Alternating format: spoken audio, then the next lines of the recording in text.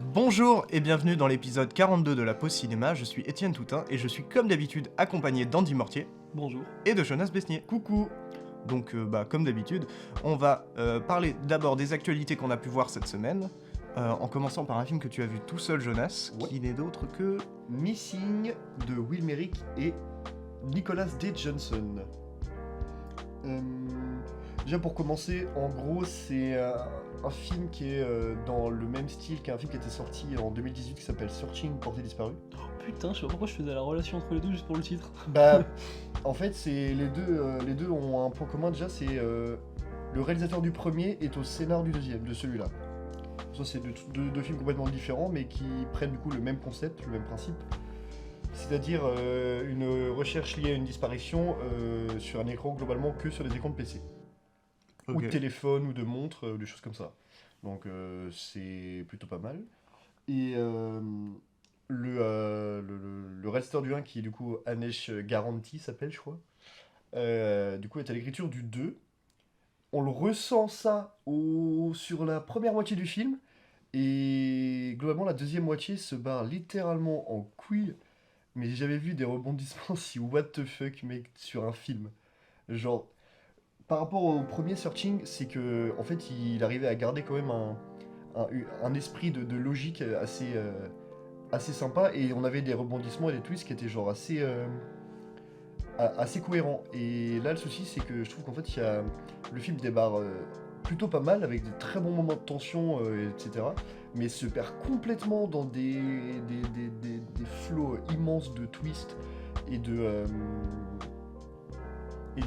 trucs complètement surréalistes qui en fait du coup gâchent un peu je trouve tout le plaisir et toute la tension du film parce que en fait au bout d'un moment t'y crois plus trop parce que, vraiment il y a des twists et j'étais en mode mais c'est n'importe quoi mais en vrai globalement le film quand même se laisse regarder, il est cool, c'est sympathique, ça reste un peu facile quand même à certains moments mais en vrai c'est sympa. La musique est vachement pas mal je trouve. C'est pas non plus hyper original mais c'est une musique qui marche bien dans le concept et dans la prise de tension. Et non, en termes de réel il n'y a pas tant de... Enfin, je veux dire, je pense qu'il y a... le concept bloque un peu en fait, limite euh, la possibilité de fulgurance dans la réalisation et la mise en scène. Mais ça reste quand même assez correct. Le film se fait assez démonter, un peu injustement, parce qu'en vrai c'est divertissant, c'est bien rythmé, le montage, bon, parfois c'est pas bien, parfois ça passe. Mais globalement je pense pas qu'il mérite la note qu'il a actuellement. Moi j'ai bien aimé, mais c'est pas non plus dingue. Mais il y a un lien avec Searching ou c'est vraiment Ouais, juste. non, les deux films ensemble n'ont pas de rapport, juste utilisent le même concept d'une disparition et d'une personne qui du coup enquête de son PC, tu vois, à travers des trucs, des comptes Google, tu vois, des trucs comme ça. Mais c'est juste du coup, en fait, la relation entre les deux films, c'est du coup Anesh Garanti, réalisateur du premier et du coup scénar du deuxième, et Will Merrick et Nicholas D. Johnson aussi, qui était, alors ça je dis peut-être une connerie, mais producteur sur le film d'avant. Et sur Searching. Prochain pour le troisième, ils vont encore intervertir. Ouais, peut-être. Sauf que, bah, en vrai, pourquoi pas, parce que je préfère bien Searching, que j'avais trouvé vraiment, vraiment bien, tu vois, à celui-là qui est juste Mais c'est qui sympathique, enquête sans dans plus. Missing? C'est la meuf? Stormbride, Ok. la meuf qui joue dans Dans Euphoria, Raccourci dans le temps. Raccourci dans le temps, Ok. de Ava DuVernay, etc. Ouais, parce que sur sur l'affiche de Searching, t'avais le mec l'Asiate. Comment il Plus s'appelle, son nom. Cho. Ciao. Non, mais le mec, Bella. il est connu. Ça va me trigger, je vais être obligé de regarder. Ah non, c'est Anesh Chaganti en plus, je me suis trompé. C'est un nom indien ça. Ouais, il est indien. Et c'est John Cho, c'est ça. Ah. Ça me dit quelque chose en plus de John Cho. Ouais, bah il a une tête qui est assez connue Mais en c'est soi. pas le mec qui a joué dans la romance asiatique, là, enfin américano-asiatique. Oh, s'il y a moyen. Ouais, Il y a je- moyen. La truc, attends, asiatique. Il a joué dans Cowboy Bebop, The Grudge, The Twilight Zone, Gemini, je l'avais vu là-dedans. Gemini, c'est cool. Ouais, non, je sais pas. Un jeu Star Trek. Ouais. Ouais, non, je sais pas. Bon, Ouais, en tout le cas, jeu voilà. Star Trek, je pense que c'est là où on a dû le connaître. Donc John Cho faisait un film C'est beaucoup un- froid. J'ai un doute, mais je crois qu'il joue un docteur dans un film ou un truc dans le genre. Il a peut-être joué dans un Saw ou un truc dans le genre, je sais plus. Ah, c'est possible, mais j'ai pas. Cho dans un Saw. C'est pas mal. Mais du coup, Ouais, est-ce ouais, que- j'ai on fini, a tout fini pour Missing. Oui. J'ai fini. Bon, tu vois, ouais, le film se fait un peu démonter en presse, mais je trouve un petit peu injustement quand même. Ouais. Même s'il y a il y a quand même pas mal de défauts dans le film, mais voilà, je trouve en vrai de la première partie quand même assez bonne dans la tension. Moi, j'ai eu des vrais moments où je me dis putain, je sens la tension, je sens les enjeux monter. Et c'était pas si mal. Mais bon, après, ça se barre en couille et du coup, tu perds un peu le tout, mais c'est pas grave. C'est un film que si vous voulez vous détendre, regardez un petit film rempli de suspense complètement et de twist complètement surréaliste, bah, ce film est pour vous. Est-ce que si je veux me détendre, je vais aller voir un film sur une disparue? Je suis pas sûr, tu vois. Bah, je te jure que moi, à la fin, j'étais content quand même de l'avoir vu. J'étais vraiment en mode, bah, en vrai, tu vois, C'est comme je me sens un peu trop bien Bah, aujourd'hui, je vais regarder la c'est nuit ça. du 12, tu vois. Mais oui, mais mec, mais en vrai, tu rigoles. Enfin, après, moi, c'est juste que genre le thriller est mon genre préféré. Donc, du coup, moi, c'est les films qui me détendent. C'est très bizarre. J'ai peut-être l'air d'un psychopathe dit comme ça. Non, ça va. Non, ouais. Au moins, c'est pas genre le film d'horreur gore, quoi, qui te détend. Ouais, Toi, j'ai regardé un petit saut. En parlant de films d'horreur gore. Mm. Bon, c'est pas vraiment film d'horreur, mais il y a des côtés Bah, horrifiques. le gore en soi est un genre horrifique. C'est vrai. Donc en soi. Oui. Mais du coup, prochain film d'actu qu'on a pu voir avec Andy pas plus tard qu'hier soir. Dans un cinéma de merde, Ouais. hein, parce que Dans- ça dans passe un- ESC distribué dans des cinoches de merde. Dans un cinéma où il joue à la borne d'arcade dans la salle Ouais. d'accueil. On ne citera pas le nom, mais c'est Non. GR. Moi, je ne On peux a pas dire pu- du mal de CGR. On a pu du coup aller voir un film qui est sorti la semaine dernière, si je dis pas de conneries, Mm. et qui est un film coréen d'horreur, thriller. Horreur, thriller, fantastique. Fantastique. Science plus fantastique Plus dans SF. sa SF, du coup. SF, ouais. Mm. Mais du coup, Project Wolf Hunting. De Kim Hong-seul. Ouais. Est-ce que tu veux faire le synopsis? Ouais, bah, je vais faire le synopsis comme le trailer en soi. C'est du coup, on a des prisonniers philippins, mais Mhm. qui sont coréens d'origine et mais qui ont fui aux Philippines en gros pour être protégés et qui vont se faire ramener en Corée et en bateau du coup avec on va avoir donc un groupe de flics, un groupe de qui surveille, un groupe de prisonniers sur le bateau Mhm. et une évasion va être organisée. À un moment, il y en a un qui tombe à l'eau. Enfin, pas qu'un moment. Ouais. Bah si en fait. Euh, Bah, juste un seul moment mais c'est très c'est bon. Oui, oui, c'est vrai. Ils sont deux en plus, mais- Et on va pas dire plus parce que le film, bah, c'est. A beaucoup de retournements. Ouais, mais c'est pour moi c'est la grosse qualité du film, c'est le réel redistribue les cartes Oui. vraiment, constamment. Le personnage qui va avoir les meilleures cartes au début, bah va se faire niquer à un moment. Donc Je t'ai spoil, moi, je veux pas trop savoir en vrai du film.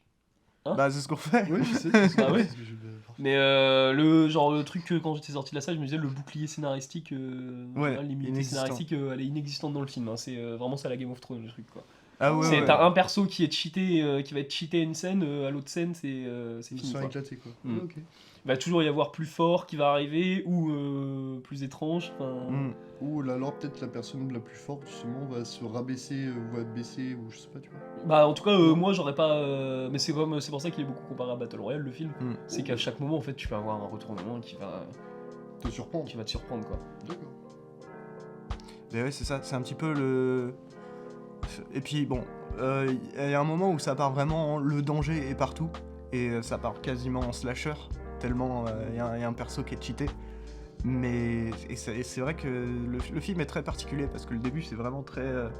C'est de l'installation. Ouais, Vraiment. c'est très thriller, c'est très policier, c'est presque un film de Yakuza quoi. Ils arrivent en bus comme dans Battle Royale. Ouais, c'est vrai. Mhm. Alors, la façon dont vous parlez un peu du film, j'ai l'impression qu'on peut même le comparer des fois, genre vis-à-vis des personnages, à des animés.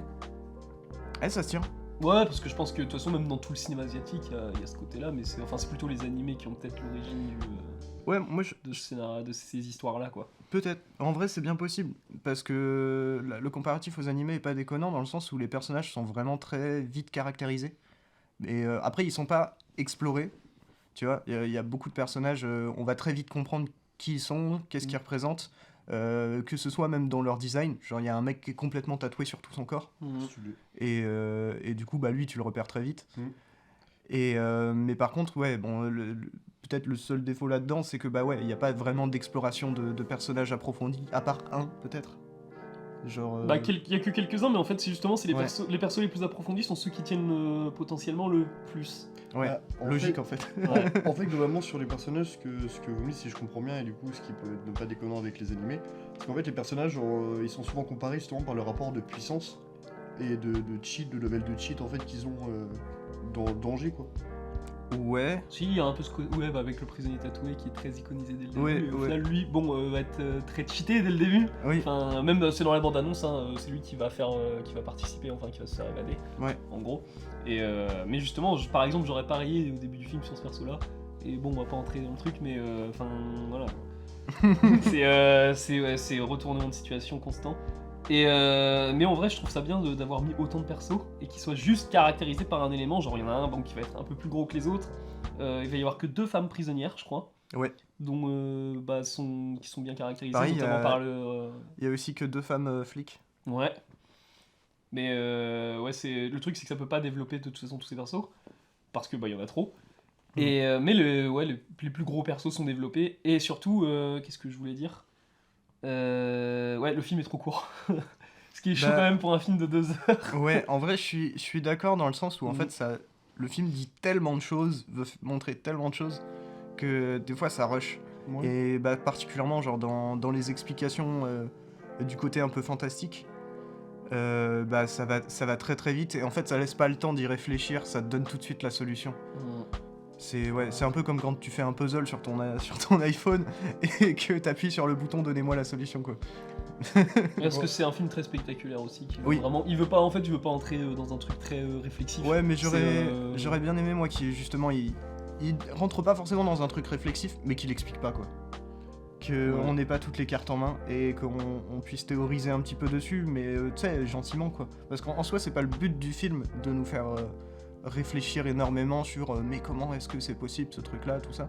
Mais il pourrait rajouter une petite part de mystère. D'accord. Mm.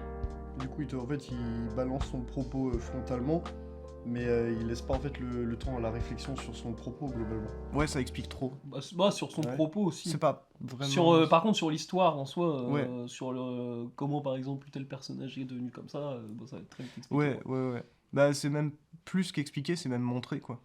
Après le propos, je pense que aussi pour voir le propos du film, bon c'est film de genre donc en général les gens C'est pas disent subtil. il n'y a pas de propos dans les films de Mais genre. par contre, Bah là faut connaître l'histoire coréenne je pense liée aux japonaise coréenne et pendant la guerre. et Donc, bah voilà. Philippines aussi. Et Philippines. Ouais. Mm. Mais ouais. Et il y a un truc que tu disais avec lequel je suis assez d'accord et qui m'a fait un peu remonter le niveau, enfin revoir à la hausse le film, c'est qu'en fait c'est une série B. Ouais non mais c'est une bonne série B. Ouais. Il serait sorti dans les années 2000, bah il serait sorti à la place de Battle Royale, il serait obtenu aussi quelques Battle Royale le film. Ouais, ouais, carrément. Et c'est juste le fait que ouais, il soit contemporain qui fait un peu bizarre. Parce que le film est, il faut le dire, le film est vraiment très bien filmé, il est très très beau, tout ça. Il a pas genre les défauts classiques de série B, j'ai envie de dire, à part bah, dans le scénario peut-être. Et ça tente beaucoup de choses sur la réelle montage. Ouais, Il y a des plans de combat, on dirait des plans de combat de cinéma hongkongais quoi. ouais, ah ouais, ouais, il y a des scènes de combat vraiment magnifiques. Hein. C'est super bien chorégraphié. Enfin, magnifique, c'est peut-être pas le mot parce que le film est très gore. On l'a peut-être pas précisé, Ouais, mais le film est gore. Et on le voit vite fait dans la bande-annonce, donc. Mais moi, ça m'a fait beaucoup penser au film indien aussi sur un truc. C'est que c'est très spectaculaire, mais c'est un film indien dark. Au lieu de suivre un mec cheaté héros, là, on va suivre un mec cheaté qu'on voit dans la bande-annonce vite fait, donc c'est Alpha. Bah lui, c'est le cheaté dark quoi. Enfin, Ouais. Et tu mets d'où pas le le- patine complet, je suis sûr que D'où le côté slasher quoi. Parce que en fait on le suit mais pas directement, on le suit indirectement avec les autres personnages qui se font slasher un par un par le côté slasher de Alpha quoi. Ouais, mais le côté slasher est super bien aussi pour un truc, c'est le film il joue beaucoup avec la verticalité du bateau. T'as notamment le délire avec l'ascenseur, tout ça. Tu vas à un moment descendre, et puis le mec à un moment est dans la salle des machines, Alpha est dans la salle des machines, donc tout en bas du bateau, et on va suivre des mecs au haut du bateau où le Alpha va arriver d'en haut. Donc il y a un truc, ça peut être jugé comme une incohérence par des gens, mais c'est un film au final, c'est un film qui s'amuse aussi avec les codes. Ouais, et puis pour moi c'est pardon, c'est pas vraiment une incohérence dans le sens où en regardant le film, j'avais tout de suite capté qu'il partait dans un truc un peu slasher. Et dans un slasher, tu te poses pas la question du réalisme par rapport à ton grand méchant, quoi. Bah dans Halloween, c'est con de se poser la question comment Michael Myers arrive à rattraper les persos alors qu'il marche, quoi. Genre si tu commences à te poser ces questions-là, c'est... Bah tu sors du film. En fait, c'est que tu regardes pas vraiment le film. Mais c'est pour ça que, on en parlait en plus avant le podcast, mais c'est pour ça qu'It Follows aussi s'amuse beaucoup avec les codes de slasher. C'est que dans It Follows, en soi, si tu t'éloignes très, très loin du monstre, le monstre va vraiment mettre 3-4 jours à venir, Ouais. mais t'es sûr qu'il va venir à un moment. Alors par exemple dans un film comme Halloween, tu t'éloignes à 10 km, Michael Myers il est là dans 5 secondes, quoi. Non, même il est en train de t'attendre, il a préparé du café. Ouais. Ah oui. Il a mangé son meilleur kebab frites. Mais Et je sais pas s'il y a d'autres choses à dire. j'y réfléchis. Bah peut-être un petit mot sur la musique, qui est vraiment très très cool. Ouais, c'est très tension, quoi. On l'a réécouté là, et il y a un... Il y a un truc Nolan. Ouais, Villeneuve, bah il y a un truc à la Hans Zimmer, mais Ouais. un peu... Ouais, franchement, c'est vraiment une musique vraiment bien faite. Ça, c'est cool. Pareil pour les FX, les effets spéciaux. Il y a un look un peu claqué à un moment, en 3D. Ouais. Mais c'est pas dérangeant. Bon allez, on va dire qu'on va retenir surtout les effets spéciaux de la chair et tout ça. Ouais, et, bah ouais, bon, là ouais. ça marche, hein. Ah ouais, là c'est vraiment Dites-nous impressionnant. là-dessus. C'est vraiment impressionnant. Et voilà, je pense qu'on a fait le tour. Mais du coup, on va pouvoir passer au prochain film d'actualité que tu as vu, Jonas, Oui, mais nous non. oui. Et qui est... Pulse ou Earth Beast de Aino Suni. C'est un film franco-néerlandais, finlandais. Ok. En gros, Aino Suni, c'est son premier film et c'est une réalisatrice finlandaise. Mais elle a pris une actrice néerlandaise, enfin dans le côté flamand, belge, je sais pas quoi, et une actrice française qui est Carmen Kassovitz, la fille de Mathieu Kassovitz. Un gentilhomme. Non. Et du coup, il y a un mood très spécial. Et c'est un film que moi j'ai pu voir du coup en décembre. Et c'est un film qui est passé du coup dans plein de festoches. Et que du coup j'ai eu la chance d'acquérir. Et c'est assez compliqué de parler du film parce qu'il a une aura très spéciale. C'est du coup une personne qui fait un peu du rap mais en mode freestyle ou des trucs en mode pas des mics mais enfin c'est un truc qu'elle fait un peu solo, c'est très induit un peu comme chose et qui va justement rencontrer en fait sa belle-sœur et elle va devenir en fait elle va trouver une obsession sur elle. Ouais. Et je vais pas en dire plus parce qu'il y a pas mal de choses que je trouve assez intéressantes. Et c'est un film qui a énormément divisé, donc j'ai vu pas mal de gens le détester et d'autres l'adorer. Et moi, j'ai plutôt aimé le film. J'ai plutôt très aimé le film même. Je suis plutôt du côté des gens qui ont beaucoup aimé. Parce qu'on retrouve en fait globalement ce que j'aime même dans le cinéma. C'est cette sorte de visuel un peu électrique avec des néons ou des choses comme ça, sous forme de relation un peu toxique, tu vois. Donc on a une atmosphère très en tension, très pressant, très anxiogène, et qui je trouve fonctionne bien, enfin a bien fonctionné sur moi en tout cas. Et les actrices, Carmen Kassovitz et l'autre, je n'ai pas du tout son nom, c'est un nom un peu compliqué, jouent plutôt bien. Carmen Kassovitz, je trouve, c'est celle qui s'en sort le mieux même. Et c'est cool. Et le film a quand même des défauts. Il y a quand même quelques passages qui, pour moi, peuvent paraître comme faciles, même dans la logique des choses, qui s'accordent bien avec le reste du récit, mais je me dis, là, justement, c'est pas prendre de risque d'aller dans cette direction-là. Mais, globalement, le film, moi, m'a plutôt plu. C'est vrai que il m'a pas... En fait, il m'a marqué sur le coup, mais le film ne reste pas forcément en tête tout au long du temps, tu vois. Moi, j'ai quand même pas mal d'images du film en tête, mais j'ai pas le film entier en tête. Et vu que c'est un premier film aussi, le film évidemment a les défauts d'un premier film, c'est logique. Genre Aino Suni en soi, il met vraiment énormément de cœur, énormément d'énergie, énormément de choses dedans. Ce qui peut faire en sorte parfois qu'on se perd et que du coup le récit se perd un peu dans ce que Inozuni veut essayer de nous montrer à l'image.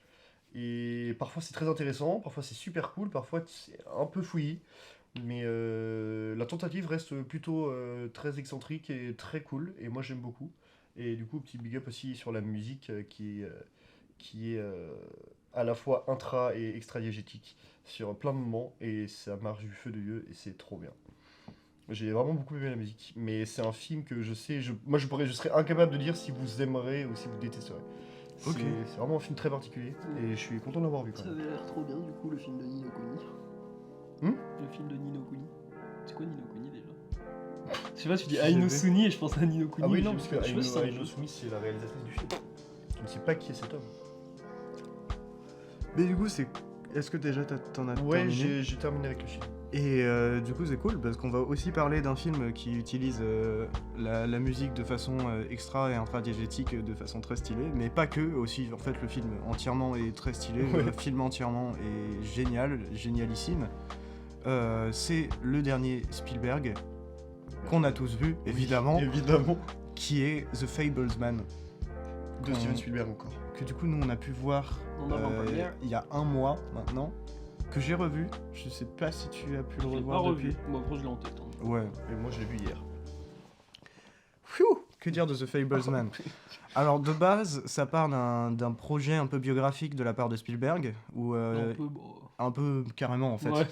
biographique de la part de Spielberg, où bah, concrètement, il retrace sa vie depuis sa petite enfance. Donc, en fait, le retracement de vie, il commence à la petite enfance, mais surtout, il commence avec la passion du cinéma. En fait, concrètement, c'est une biographie du cinéma dans la jeunesse de Spielberg. Bah, c'est le début de sa vie cinéphile. C'est ça. C'est la naissance d'un cinéphile. Et du coup, on commence avec sa toute petite enfance, avec la première fois où il va au cinéma, et on termine au moment où il va pouvoir rentrer dans les studios et pouvoir faire des films. C'est joli ça, c'est la naissance, c'est de la naissance d'un cinéphile à la naissance d'un cinéaste. Ouais. Oh Mhm. Et c'est très vrai en plus. Bah oui, ça se finit sur Et ouais, non, quand il c'est intègre le bien, milieu c'est très professionnel. bien dit, j'aime beaucoup. Et bah, du coup, entre-temps, on va pouvoir bah, découvrir cette obsession avec lui, en fait, pour le cinéma, pour recréer des scènes, avoir du contrôle, en fait, sur ces scènes aussi, c'est un point qui est vachement évoqué. Et aussi, bah, forcément, avec sa famille qui l'entoure, ses amis, sa copine, qui est la seule Sa fiction copine qui est la seule fiction du film. du coup. du film. L'anecdote est assez marrante. Et John Ford. Je terminerai sur John Ford. Mhm. Mais bon, bah, moi personnellement j'ai adoré, je trouve ce film absolument, je trouve que c'est un chef-d'œuvre absolu, que je pourrais en parler des heures, des petits détails dans des plans que j'ai remarqués au premier ou au deuxième visionnage. J'en donnerai deux. Non, j'en donnerai qu'un, parce que l'autre est potentiellement un spoil. Ah, oui. Et je ne veux pas spoiler ce chef-d'œuvre. Oh, y a Oui, pas. Bah, ouais, c'est le genre de film que tu peux pas trop spoiler. Ah ouais, mais non, en vrai, c'est Parce qu'en mieux soi, de regarde, t'as parlé de John Ford. c'est mieux de le voir sans. Oui, c'est- mais c'est ça- mieux de le voir sans en savoir trop, tu vois. Mm. Moins t'en sais en regardant, plus la claque sera immense. Bah, je savais qu'il y avait John Ford dans le film, tu vois. Bon, Ouais, mais- je m'en suis souvenu à la moitié qu'il y avait Lynch, tu vois, C'est- dedans qui jouait c'est John le- Ford, mais ça m'a pas gâché là. C'est le genre de truc de dire qu'il y a John Ford dans le film qui te donne envie d'aller voir le film, je trouve. Enfin, tu Ah te dis, oui, mais oui. comment est-ce qu'il a utilisé John Ford? Et on ne dira pas. Mais il y a un truc que je trouve particulièrement assez incroyable. Déjà, il y a beaucoup de gros plans sur des visages avec des regards caméra qui des sont lumières. extrêmement bien utilisés. Et il y a toujours un petit reflet dans l'œil, comme une lumière qui se reflète dans l'œil. Et pour moi, ça c'est à la fois les étoiles dans les yeux et en même temps aussi le projecteur du cinéma qui se reflète dans l'œil des personnages. Et ça c'est beau. Avec la magnifique photographie de Janusz Kaminski. Et la magnifique musique de John Williams qui devait être à la retraite, mais visiblement ne l'est pas. Non. En Et même du temps, coup- et The Fabelmans, du coup, sonne la 50e année de collaboration entre Spielberg et John Williams. bravo. C'est incroyable. 50 ans, une moitié de. Un demi-siècle. Un Wow. demi-siècle à bosser ensemble. Mais Et ça c'est se ressent, incroyable. parce que et aussi, c'est vrai qu'on en parle pas souvent, mais il y a toute la filmographie de Spielberg dans Fablemans. Ah, mais oui, il y a de tout. Il Même y a- des visions, des trucs un peu horrifiques. Mm. Et c'est. Moi, vraiment, je suis fasciné devant ce film, devant la façon dont Spielberg, en fait, arrive et réussit à tout faire. De tous les genres, à toucher à tout. À se dire, bah en fait, j'aime ça, j'ai envie de faire ça, je le fais, c'est chef-d'œuvre. Enfin, Enfin, vraiment, genre, ce film m'a soufflé. Mais je me suis rarement pris une claque comme ça devant un film. Bah, et puis il faut noter que quand on parle souvent des films de Spielberg entre nous, il y a le côté un peu académique en fait qui ressort, avec le fait que c'est très très bien fait, mais que des fois ça manque un peu de personnalité. Et bah là, c'est clairement pas le cas. Bah, c'est pas que ça manque de personnalité, c'est que sa personnalité on la connaît depuis trop longtemps Ouais, et du c'est coup à force on possible. est moins surpris. C'est possible, ouais. Ouais, il y a de ça. Et je pense que c'est que vu qu'il y a pas mal de gens qui s'inspirent de Spielberg, du coup on prend du coup en fait la patte de Spielberg comme quelque chose d'assez académique, vu qu'en soi tout le monde le prend un peu pour de la base. Ouais, bah le Ah, truc c'est un quand peu la base, Spielberg. Bah, je suis d'accord. Quand on regarde, je suis d'accord. c'était la rêve au Scalvo, mais c'était Fossoyeur de film qui avait décrypté la scène d'intro de Jurassic Park 2, qui est considérée comme la pire Jurassic Park, et qui montrait à quel point la scène elle installait parfaitement tous les trucs, tous les enjeux, en fonction de la focale, des trucs comme ça. En fait, le mec est juste maîtrise sa mise en scène, il connaît parfaitement le spectateur, il sait comment le faire ressentir des émotions. Et voilà, et même on parlait d'un truc marrant aussi, pour revenir aux références du film. Tu me disais, il y a le placard comme dans E.T. Ouais. Et au final, je t'avais dit, genre, c'est pas une ref à E.T., c'est plus E.T. qui faisait rêve du coup à l'enfance. Bah ouais. Parce que c'est vrai que le placard a dû le marquer. Enfin, c'est pour ça, ouais. Il y a tout qui. Je pense que tout est vrai dans le film, quoi. Bah Sauf, ouais. du coup, sauf sa copine, mais.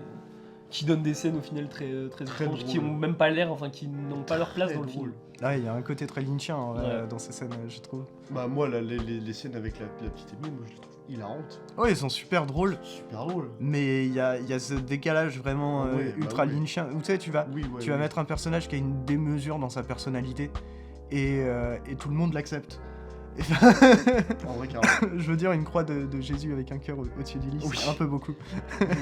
En mode. Il y a un plan Prions. incroyable avec... bref, Prions. c'est on, va, vrai. on va prier sous le stade. J'adore. Qu'est-ce que je fais? Bah, moi, je voudrais parler du coup du mouvement de caméra. Vas-y. Parce que il y a le meilleur mouvement de caméra l'un des meilleurs mouvements de caméra que j'ai vu au cinéma. Donc, Oui. je vais pas spoil, Non. mais c'est un mouvement qui clôture le film Oui. et Ah, c'est oui. hyper drôle déjà de faire ça. Oui. Ouais. C'est il y a même des gens, Oh, oui. même les gens qui sont pas à fond sur la technique au cinéma Ouais. ou cinéphiles vont rire à ce moment-là parce Oui. qu'ils comprennent très bien l'enjeu de ce mouvement de caméra. Et c'est ça, en vrai, cette force de ce mouvement de caméra, c'est que d'habitude, il n'y a que les analystes cinéphiles qui kiffent vraiment ça, qui vont aller regarder justement qu'est-ce que voudrait dire ce mouvement de caméra, qu'est-ce que voudrait dire ce placement de caméra. Et là, Spielberg, il a réussi à faire comprendre à tous les spectateurs le pouvoir d'un mouvement de caméra. Mais c'est parce Ouais. que c'est justement pour un truc, c'est qu'il connaît en fait un réel qui ne connaîtrait pas le spectateur, qui ferait un truc dans sa forme parfait. Il aurait fait directement le plan en mode Ouais. le beau plan qu'il faut. Alors que là non, il fait le mauvais plan pour ensuite corriger. Et vu que dans la scène avant, il a parlé de ça, c'est parfait en fait. Du coup, les gens comprennent très vite le lien quoi. Mais ouais, l'un des mouvements de caméra et le plan final le plus stylé depuis Oui. très longtemps. C'est incroyable. Ça, Oui. c'est... Ouais. Oh oui. Franchement, Bah, en fait, pour je suis emmerdé parce que j'ai plein de choses à dire, mais ça spoil tout. Ouais, Bah, bah, ouais. faut pas. Moi, juste ce que je ressens quand je suis sorti du film et ce que je ressens toujours après du coup, un peu de recul sur le film, c'est qu'en fait, j'y vois aucun défaut. Même la durée, le film dure 2h31. C'est vraiment le C'est film, pas strict. il est passé comme si ça durait 1h10 quoi. Pourtant, C'est pas- je trouve- pourtant il se passe pas grand chose dans le film. Ouais, dans le sens, bah, il en n'y a fait, pas d'action en tout cas, dans Ouais, le film. bah, en fait, il se Ouais. passe pas grand chose, en même temps, il se passe énormément de choses. Ouais, mais après et il se passe c'est- toujours c'est- des choses, tu vois. Ouais, et c'est un film à revoir plusieurs fois parce qu'il y a des trucs, faut pouvoir tout capter et tout. Et je trouve, enfin, pour moi en tout cas, à l'heure actuelle, ça reste un film parfait. Genre, je vois pas d'autres termes que de dire qu'en fait le film est parfait. Il y a rien même pas un mini détail, même pas un poil de cul de détail de pas bien, de faux. Ouais. En tout cas, je le vois pas. Et j'ai commencé le film. Je m'attendais à voir un grand film, mais je savais pas à quel point c'était un aussi grand film. Et vraiment, j'étais scotché par l'écran. Vraiment, surtout que dans notre salle, du coup, j'avais été le voir avec Tristan. Et il y avait des gens dans la salle qui étaient très très chiantes. Vraiment une dame casse-couille. On a des grandes jambes, donc on avait nos pieds un peu contre le siège, parce que c'est proche. Et elle est venue nous voir et elle nous a engueulé avant le début du film en mode ouais, ça me dérange que vous mettez vos pieds sur les sièges. T'as vu la longueur de ma jambe. Mais frère, du coup on était un peu énervés et quand le film s'est lancé en fait on a très vite en fait tout oublié pour se plonger dans le truc et en fait on lâche plus l'écran du tout quoi. Et c'est ça t'hypnotise, c'est absolument merveilleux. Moi, je trouve une des plus grandes forces, parce qu'en vrai, tout est fort, c'est la construction du scénario et l'enchaînement des scènes, parce que on va passer de sa petite enfance, où il est vraiment gamin, à un moment, d'un coup, il est dans les scouts, donc il est quoi ? Il est adolescent, il doit avoir 16-17 ans, ça se fait facile, franchement, il n'y a aucun souci. Les fast-forward se font, mais d'une tranquillité aberrante, parce que tu te dis, mais on vient vraiment de passer de ça à ça sans aucun problème, et ça s'enchaîne. Enfin, ouais, non, il y a vraiment une évolution constante en fait dans le film. Le film ne s'arrête jamais, le film n'a pas vraiment de pause, de moment où vraiment il ne se passe rien, où vraiment il n'y a pas d'enjeu que ce soit pour la famille du personnage principal, les personnages qui l'entourent, ou même lui-même par rapport à sa cinéphilie, à son amour pour le cinéma. Toutes les scènes vont apporter quelque chose pour ce personnage, toutes les scènes vont apporter quelque chose pour les autres personnages. Il y a un développement constant et c'est un scénario parfait, vraiment, c'est impressionnant. Vraiment, mais c'est passé par exemple, c'est pas parce que c'est dans la bande-annonce, mais d'un petit feu de camp avec des chamallows qui se grillent à une scène de danse devant des phares. Ouais, mais justement, j'allais en parler de ça. Ouais, enfin, je veux dire, même la facilité qu'il a de placer à côte deux choses qui n'ont rien à voir, avec une logique si précise, si émouvante, si folle en fait. Et ça, je pense, c'est aussi grâce à sa réal. Ouais, parce carrément. que tu peux écrire ce scénario parfait, mais il faut savoir le réaliser parfaitement. Voilà. Et là, vraiment, tout est maîtrisé, tout est parfait, mais tout est aussi très intéressant. Il y a énormément de plans qui disent énormément avec juste une image, et même en les regardant en dehors du contexte du film, on sait à peu près ce que ça raconte. On peut déjà découvrir découvrir l'histoire. Et purée, chapeau Spielberg. En vrai, moi je suis presque tenté pour l'instant, mais là je m'avance peut-être un peu. Pour ma part, en tout cas, c'est peut-être mon Spielberg préféré. Pour moi, c'est le meilleur Spielberg. Ouais, De toute façon, c'est forcément parce que c'est son film le plus perso aussi. Ouais, c'est son film le plus intime, mais ça reste quand même quelque chose de très salvateur et presque un peu testamentaire sur certains points, je trouve. Il finirait sur sa carrière. Il finirait sur sa carrière. Sur ça, ce serait incroyable. Ce serait merveilleux. Après, le bouc, il a quand même 76 ans. Mais on en avait parlé. 76. Et en vrai, je vois pas Spielberg finir sa carrière, mais c'est clair que s'il y a un film sur lequel il devrait terminer sa carrière, c'est celui-là. Son prochain projet n'est pas un film. Ouais, c'est le Napoléon de Kubrick en série HBO. Ouais. Ouais, on attend ça avec impatience. Oui.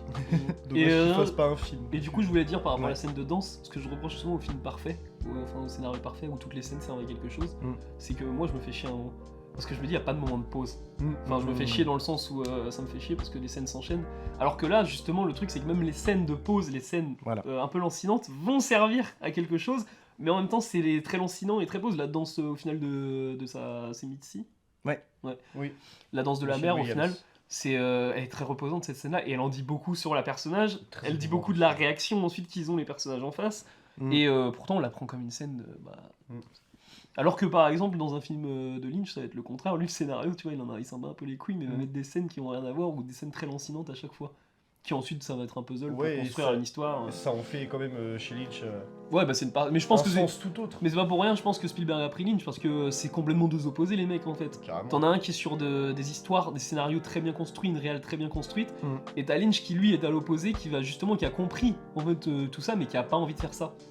Il a pas envie de faire les codes de base donc. Ouais c'est ça, en fait il casse pas les codes, juste il les suit pas en fait. C'est pour ça qu'il l'a mis en John Ford. Ouais carrément. Mais ça en dit beaucoup sur le respect qu'a Spielberg pour Lynch. Ouais, c'est peut-être même que Spielberg se considère bien en dessous de Lynch. Et aussi Lynch pour Spielberg parce que sortir David Lynch de sa grotte pour lui faire jouer dans un film. Et le faire accepter déjà. C'est pas une mince affaire, je pense. Je pense que Lynch aussi a quand même pas mal de respect envers Spielberg. Oui, c'est ce que qui n'en a pas quoi. Enfin, quand tu te fais un film comme ça, mec, qu'est-ce que tu peux lui dire à part chapeau? Je pense pas que Lynch, en tout cas, je pense pas que Lynch soit très friand des films de Spielberg.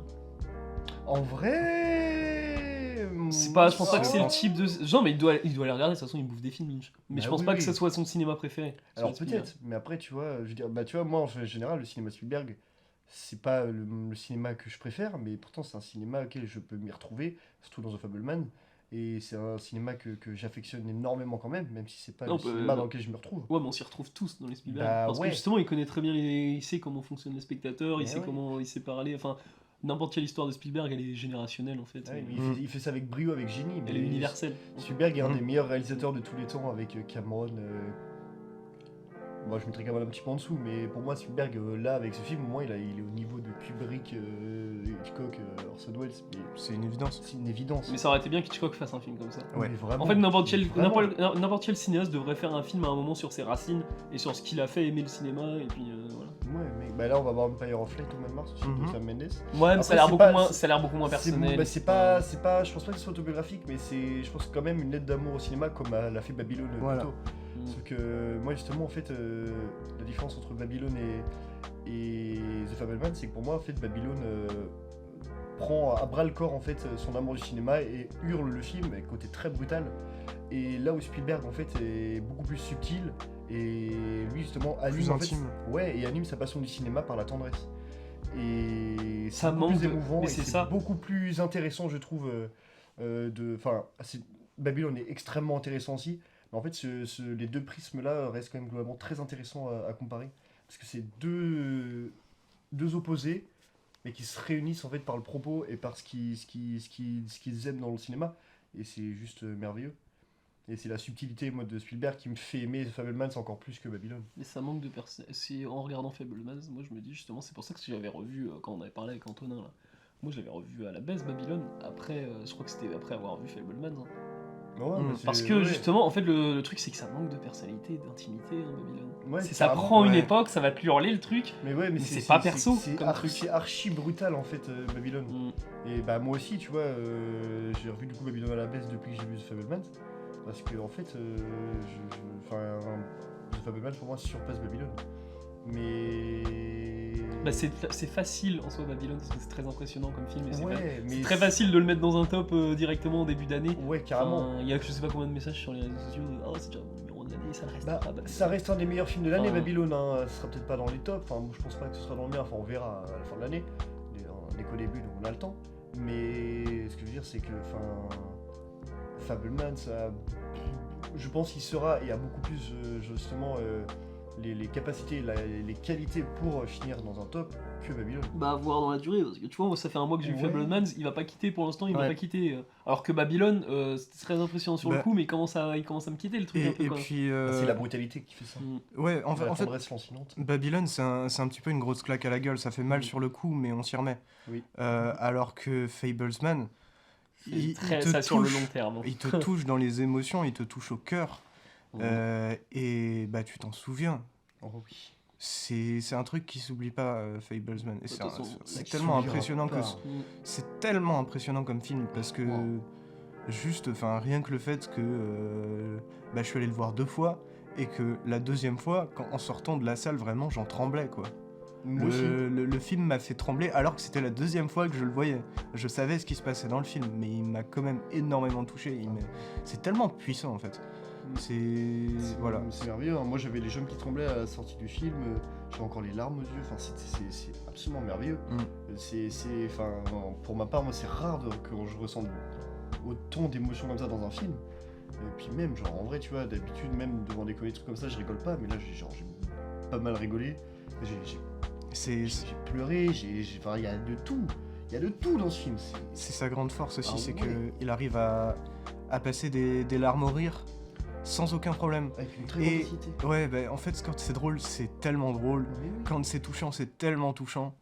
Et c'est impressionnant, en fait. Mais T'as pas le temps de sécher tes larmes que tu tu tapes rigoles une déjà, barre. mais oui. C'est incroyable. Et des Franchement. fois, tu pleures de joie ou de tristesse, ou c'est quelque chose de très doux, en même temps, des fois de brut, mais qui garde quand même une certaine tendresse. Mm. Et c'est. Non, mais moi, c'est vraiment. Je suis abasourdi.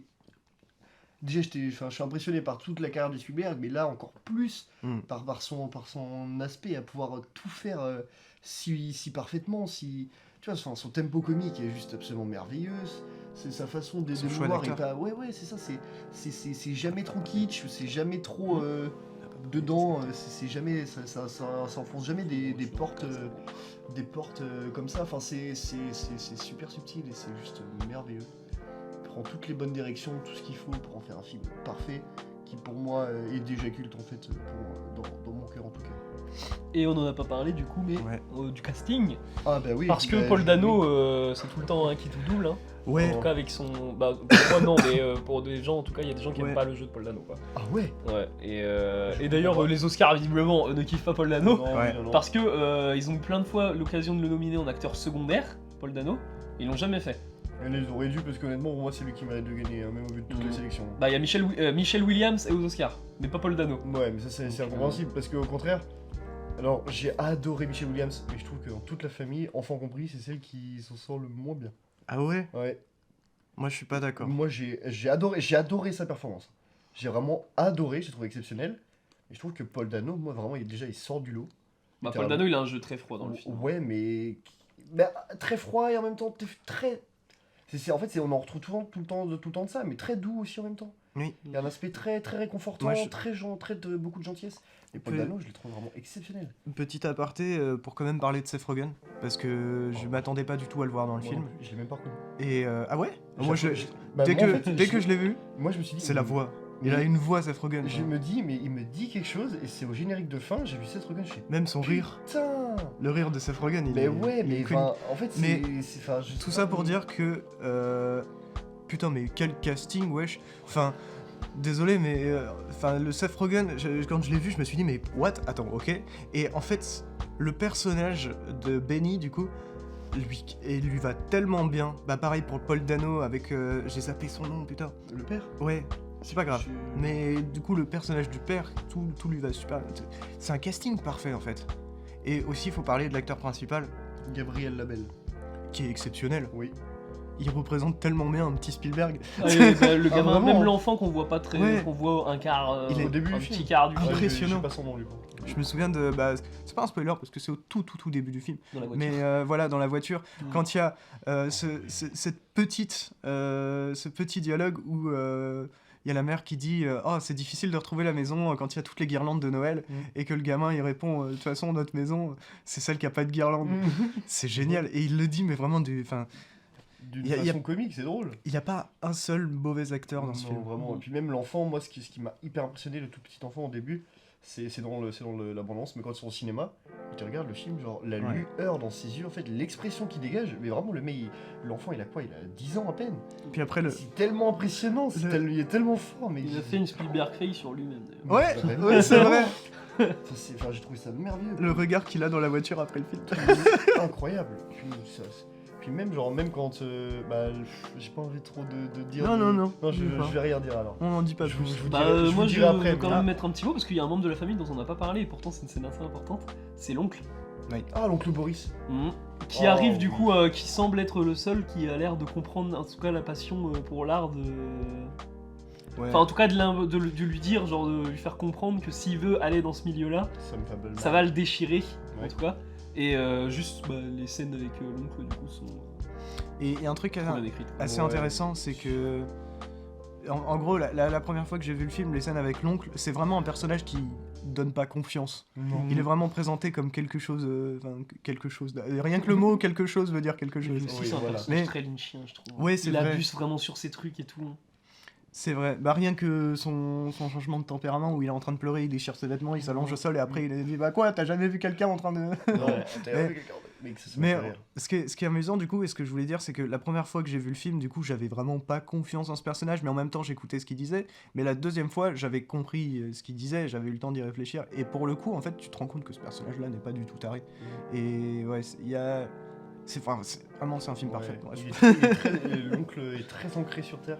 Et en fait, quand tu le vois, et dans toute la séquence, en fait, t'es tellement dans justement l'univers familial, le contexte social de la famille, qu'en fait, tu te dis, en fait, quand tu regardes l'oncle, en fait, c'est le mec qui est hyper lunaire et qui justement n'a pas les pieds sur Terre.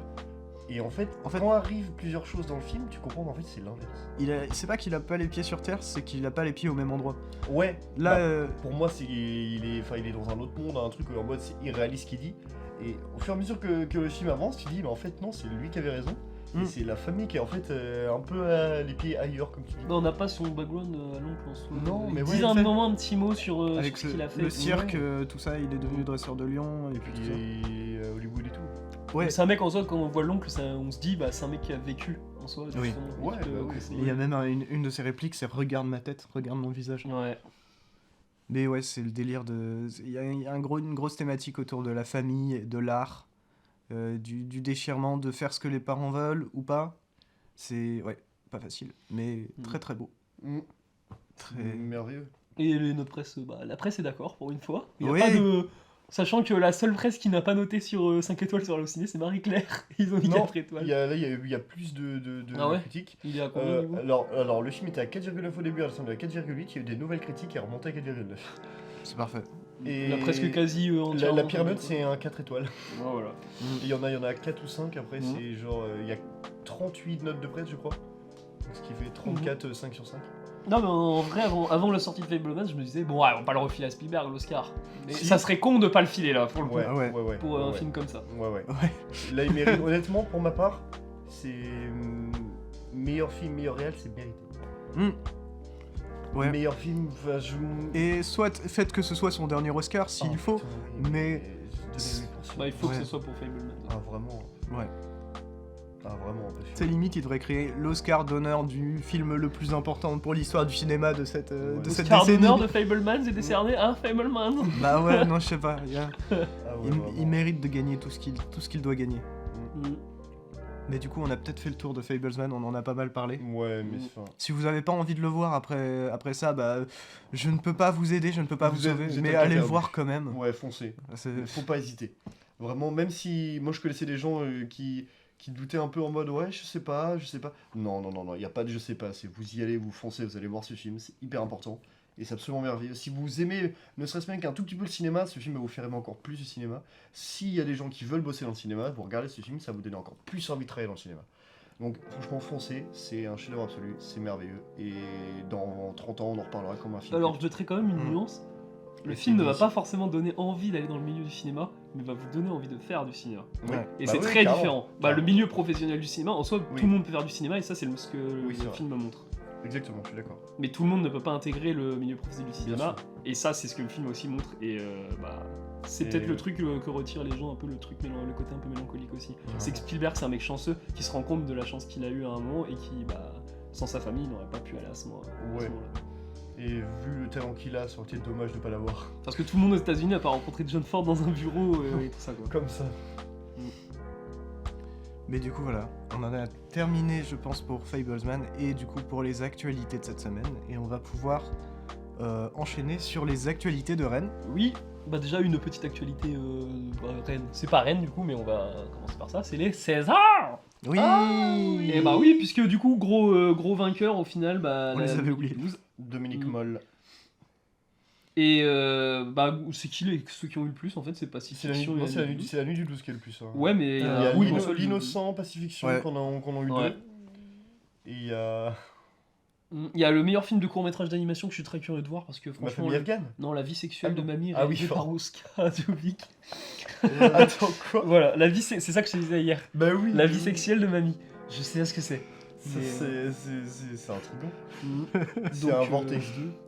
Voilà, c'est meilleur film étranger, Asbestas. Ça, c'était mon prono, donc je suis content. Bastien Bouillon, bon bah voilà, Ouais, il ça, a eu ça, le c'est Bully cool aussi. Lanners, il a eu. Ça, c'est cool aussi. Et ouais, sinon il y a Virginie Fira qui l'a eu, Ouais. mais C'était elle mon aurait pro- pu c'était l'avoir mon pour prono, d'autres. et Elle aurait pu je l'avoir suis- pour d'autres films. Hein, mais bon. Ouais, mais là, en vrai, c'est pas déconnant sur ce film-là, et moi je l'ai trouvé très très bien dans ce film-là. Meilleur costume pour Simone. Moi je leur ai donné, limite à Pacifiction parce que bah, les costumes Ouais. en Pacifiction ils sont super stylés aussi. Oui, mais bon. oui, mais en fait, c'est Simone, vu que c'est un film d'époque, forcément, du coup, on lui Ouais, vont c'est récompenser. Vous l'avez vu, Simone, ou pas? Non. Grand bien vous fasse. Ouais, je C'est sais. très mauvais. Je suis désolé pour ceux. Simone Veil est une très grande femme. Le film ne lui rend pas du tout hommage. Alors meilleur effet visuel, Notre-Dame brûle. C'est vrai. Ça, que- c'est cool. Bah c'est vrai que quand j'ai vu le tournage de Notre-Dame oui. brûle dans les studios et tout, par contre c'est vraiment des trucs qui ont fait des trucs de bâtard. Hein. Ouais, mais enfin, Bon, Jean-Paul t'as- Hano, t'as enfin, frère, c'est précisé, Jean-Jacques Hano. Meilleur acteur.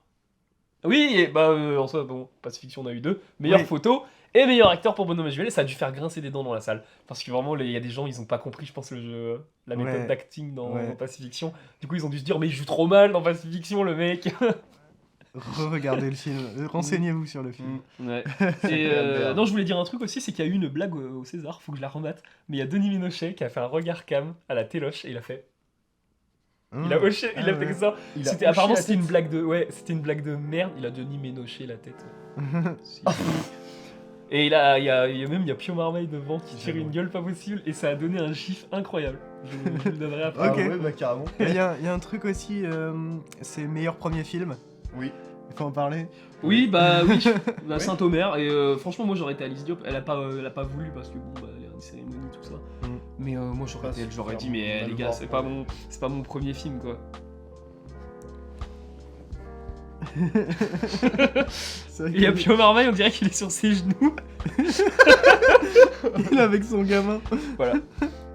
Incroyable. Mais il a Je dit sais non, pas il qu'est-ce a- qu'ils ont sorti comme blague, mais. Est-ce que c'est une blague ou est-ce que c'est par rapport à un prix?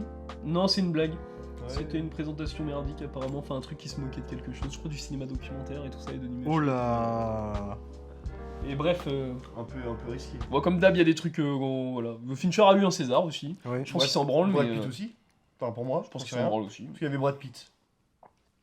Il y avait pas Io en meilleur film étranger au César? Si. Allez, yes, il a- Niqué. De toute façon, ça se baisse à ce qu'il mérite. T'auras le seum quand il l'aura aux Oscars après. Mais du coup, Ouais. on n'a pas précisé, mais meilleur premier film du coup pour Alice Diop. pour Alice Saint-Omer. Diop pour Saint-Omer, Oui. et qui n'est pas du tout son premier premier film. film. Parce que avant. Elle a fait du cinéma documentaire. Voilà, c'est ça. Donc Documentaire, c'est c'est pour le ça, en plus, s'ils font une blague sur le cinéma documentaire, comme quoi c'est pas ouf. Ouais, bah voilà. C'est pas terrible. C'est pas terrible du tout, parce que Non. le cinéma documentaire est une part immense du cinéma dont Oui. on ne parle même pas assez dans ce podcast. Et même le début du cinéma. Ouais, Mhm. Parce que sans le cinéma documentaire, en fait, il n'y a pas de cinéma de fiction derrière. ouais. Le tout premier film qui a été fait le 28 décembre 1895, c'est un documentaire sur des gens qui sortent d'une gare. Oh non, ouais, mais oui, mais. Ne pas Bah, C'est une vue. Spoil pas le film. Et spoil pas le film, ouais. Ah, le film s'appelle. Non, ne spoil pas. Bon, je dis pas, mais Spoil pas le vous vous titre. renseignerez. mais c'est- Mais je peux vous dire que c'est fait par des lumières. Oui, oui. Et j'ai vu, Du le coup- film, le train qui sort de la gare là. De Le la train qui Ciotat. sort de la Ciotat de Ouais, la c'est gare, ça, ouais. ouais, c'est ça. Ouais. Mais je spoilerai pas le film, mais tout est dit dans le titre. Mais L'entrée de mettez, la gare en train de. mettez du Oui, c'est ça, respect, oui, c'est ça, j'ai oublié, je sais plus. mettez du respect sur le nom d'Alice Diop. Oui. Mhm. Et de toute façon, bah, en fait, qui renomme la catégorie meilleur premier film de fiction. Au moins, ça sera clair. Oui, bah Ouais. carrément, carrément. Meilleure première fiction. Je continue. Vas-y. Et bah, moi, la séance que je vais le plus conseiller, c'est Casino de Scorsese à l'Arvor le jeudi 2 mars à 20h. Donc, bah, vous prévoyez de Bah, la c'est jeudi, bouffe, hein, quoi. parce que bah, c'est 3 heures de film. hein. Ouais. Mais c'est Et c'est à quelle heure à 20h. Donc, ça finit, et bah, tu peux. Ça fait T'es à 3 23 heures, heures, donc tu sors à 23h10. Quoi. Ouais. Et autre chose aussi, il y a le premier Rocky qui passe à l'Arvor. Ah ouais Très, très Ouais, bien. le dimanche 5 mars à 20h15. Ok, bah. Je pense ouais. que c'est pas en lien avec la sortie Creed de Creed. 3 qui sort. Ou il y a une version mercredi. restaurée, je sais pas. Mais- Mais ouais, Rocky 1, Mhm. banger. Et Lost Je- Highway aussi qui va repasser à l'Arvor, vu que bah, le TNB non plus, qu'il avait pas bien. dans la rétrospective. Oh, putain. Et c'est une restauration, et 4K. ça sera le jeudi 9 mars. Jeudi prochain. Trop bien. Ah, semaine prochaine on a The Sun. Bah oui, ça sort. Mais mec, le nombre de films qu'on a la semaine prochaine, Ouais. moi faut que je rattrape les 2 Creed pour voir le 3. Faut que je rattrape The Phaser pour The Sun. Ouais, bah le Creed 3, j'aurais pas le voir. Je pense. Ouais, moi non plus. Moi j'irai. Parce que je vous jure, j'ai vu aucun Rocky, aucun Creed. La bande-annonce du 3, chaque fois que je la vois au cinéma, elle me donne des frissons. Je la trouve complètement dingue. Et toi, qu'est-ce que tu fais là Et il y a vraiment une voix, et enfin la VF est nulle à Oui, chier, là, la bande-annonce elle est oui, saine. oui, faut pas regarder en VF. Et puis nous, on l'a vu au CGR, la bande-annonce, du coup, ils font le truc en mode 3D, en mode regardez la Salle salle Ice. Ice. Oh putain, c'est. Oh, ah, ça mec, ça m'énerve. Mm. Puis en plus, la salle Ice, c'est nul. Sinon, toujours rétrospective Manny Kaul au TNB. Mhm. Cinéaste indien. Et toujours aussi, moi je me tâte à aller le voir, je sais même pas s'il y a encore aussi, le film de Hong Sang-soo qui est au TNB. Et le prochain film de Hong Sang-soo, In Winter, est flou. Il a fait un film entièrement flou. Ouais. Quoi Et apparemment, avec le délire du film, c'est incroyable. Moi, j'ai Genre, c'est vrai- Ouais, il très a fait hâte un de film voir flou. ça. Mais mec, mais what the fuck Ben, il passe, il est à la Berlinale, je crois, le film. Donc, J'ai hâte de voir ça parce que je pense que ça va vraiment être chouette. Et sinon, du coup, il y a La Romancière, le film et le heureux hasard de Bong Sang-soo qui est toujours en salle jusqu'à mardi. Et puis, il va y avoir rétrospective de Bong Joon-ho. De Bong Joon-ho à partir de. J'ai pas la date, c'est chiant. C'est On 8 l'a- mars. On l'a peut-être pas encore. C'est début mars, quoi. C'est 8 Ouais. mars. Bon, bah ouais. La Avec semaine prochaine. du coup The Host et Memories of Murder pour l'instant, Ah, même pas, on le était film, à- c'est dans 2 semaines. qui ont été annoncés. Ouais. The ouais, Host, Memories ouais. of Murder et Parasite. C'est Ok. ça, c'est Bon, ça. pour la rétrospective, c'est un peu maigre. Ouais, Ah, c'est pas vraiment une rétrospective. hein, On je pense aurait- que c'est juste, ouais, des- On aurait aimé un petit Barking Dogs Never Bite. Il y a Okja qui passe à Rennes 2, non dans un... Ouais, mais C'est quand, c'est. ça Enfin, c'était jeudi, je crois. Merde. Putain, j'aurais Mmh. kiffé le voir parce que. Bah, moi aussi, c'était en plus. Okja c'était en gros salle, sur grand écran. Bah ouais. Même si dans un amphi, tu vois, il y a des grands écrans sur les amphis. Bah ouais. Parce que c'est chiant, quoi. Le Okja sur Netflix, ça a toujours été chiant. Bah, moi, je l'ai jamais vu Okja en plus. Bah, c'est un très bon film. Ça donne. J'ai arrêté de bouffer de la viande après pendant une semaine ou deux. Mmh. Et- C'est vrai Ouais. Non, vraiment, Je par suis contre, mort. ça dégoûte de bouffer de la Ouais. viande. Dommage, je suis un grand consommateur. Autre avant-première des Trois Mousquetaires, au Gaumont aussi. Ouais, une autre, Mhm. le 26 mars. Ouais, il y aura pas tout le monde. Par contre, je pense, il y aura personne en fait Non, même. ouais. Bah, moi, il y a moyen que j'y retourne si j'ai le temps. Et ouais, bah oui, bah on le dit, bah comme d'habitude, pour jamais changer les habitudes. Ouais. Avant-première beaucoup trop tard quand le podcast va sortir, mais Empire of Light demain à 18h. Bon, À la revoir. À la revoir. Ouais, faut préciser. on espère que vous avez pu y aller Oui, en ouais. écoutant le podcast en même temps. Du coup, on en a terminé avec les actualités de Rennes et on va pouvoir passer à la thématique de cette semaine, qui n'est autre que Williams. Et non, ce n'est pas William Shakespeare, même s'il y a un lien, c'est Robin Williams, acteur américain absolument exceptionnel, mais aussi humoriste et aussi acteur de théâtre, d'où le lien avec Shakespeare, parce qu'il apprécie énormément Shakespeare.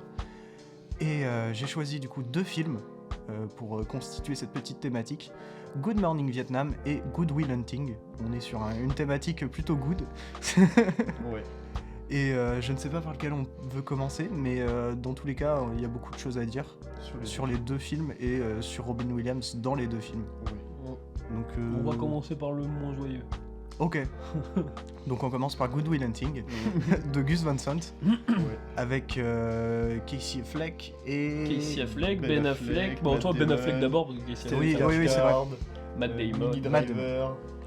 Et donc un scénario de base écrit par Ben Affleck et Matt Damon, qui a été repéré par Gus Van Sant, qui a voulu le réaliser, et dans lequel ils ont cherché un acteur pour jouer le rôle que joue Robin Williams, et Robin Williams est venu et a dit bah ouais, je veux le jouer. Et ça veut dire beaucoup, parce que Robin Williams, du coup, comme je l'ai dit précédemment, de base c'est un acteur de théâtre, mais c'est surtout, il est surtout connu pour ça, un humoriste.